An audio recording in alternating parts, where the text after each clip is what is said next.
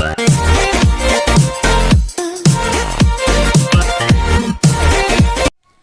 Dear student, welcome to our channel PKP. आज की class में हिंदी कार्यपत्रक 2 जुलाई की देखेंगे।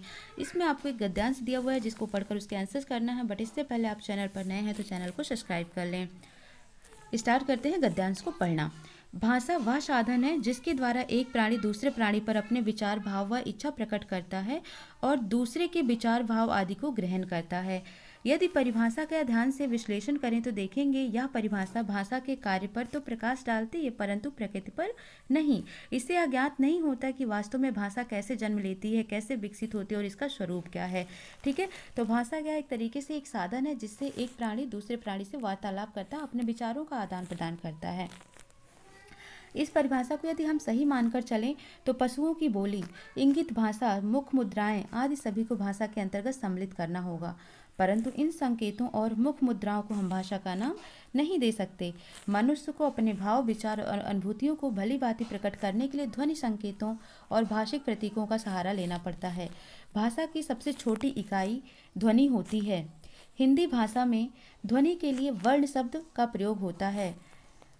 ध्वनि शब्द से सामान्यतः उसके उच्चरित रूप का बोध होता है, किंतु वर्ण शब्द से ध्वनि के उच्चरित और लिखित दोनों रूप का बोध होता है। यानी कि जो वर्ण है इससे ध्वनि के उच्चरित और लिखित दोनों का बोध होता है, जबकि जो ध्वनि है उससे केवल उच्चरित रूप का बोध होता है। ध्वनियों को अंकित करने के लिए निश्चित किए गए चिन्हों की व्यवस्था को लिपि कहते हैं। हिंदी भाषा देवनागरी लिपि में लिखी जाती है। वर्णों के व्यवस्थित समूह को वर्णमाला कहते हैं। वर्णों के व्यवस्थित मेल एवं शब्दों के व्यवस्थित क्रम को वाक्य कहा जाता है। इन्हीं वाक्यों से मनुष्य एक दूसरे के भाव और विचारों को ग्रहण करता है या अपने विचारों को दूसरे के तक प्रेषित करता है, भेजता है।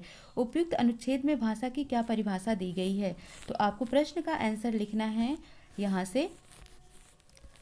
से यहाँ तक। ठीक है, ये आपका आंसर नंबर 1 हो जाएगा, आप इसको नोट कर लेना।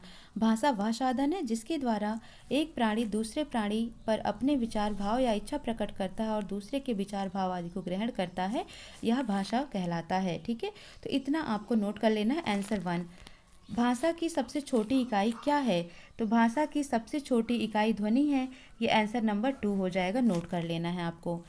वर्ण आपस में मिलकर किसका निर्माण करते हैं। ठीक है, वर्णों के व्यवस्थित समूह को क्या कहा जाता है, वर्णमाला कहा जाता है। तो वर्ण आपस में मिलकर क्या करते हैं, वर्णमाला का निर्माण करते हैं। तो ये आपका आंसर नंबर 3 हो जाएगा। ठीक है, उसके बाद 4th देखते हैं, लिपि किसे कहते हैं, हिंदी भाषा की लिपि का नाम क्या है। तो यहाँ पर देखो, लिपि किसे कहते हैं, ध्वनियों को अंकित करने के लिए निश्चित किए गए चिन्हों की व्यवस्था को लिपि कहते हैं। हिंदी भाषा देवनागरी लिपि में लिखी जाती है, तो आपका आंसर नंबर 4 हो जाएगा। ठीक है, ये सबसे छोटी इकाई ध्वनि है, 3 हो गया।